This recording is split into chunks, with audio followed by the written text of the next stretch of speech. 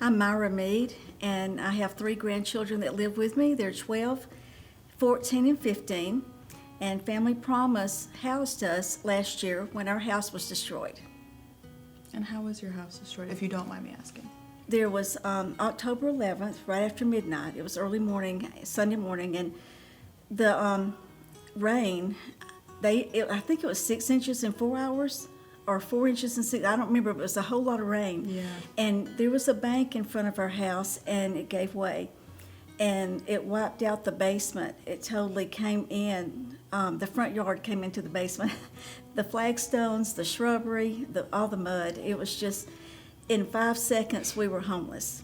When you find yourself in that position, do you find that it's hard to, I can only imagine that it's probably hard to acknowledge the place that you're finding yourself in.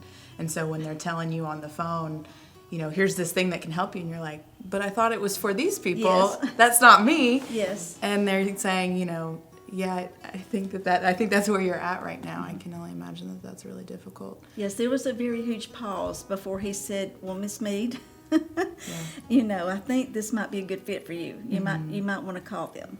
And so how did that conversation kind of play out with you and Laura, talking about what Family Promise could do for you, and then what did that look like? They had a residence available, and we stayed with one of my daughters for a week, and then we were able to move in. I think it was exactly like 7 or 8 days after the incident happened. So you kind of already touched on it, but I'm hoping that you can speak to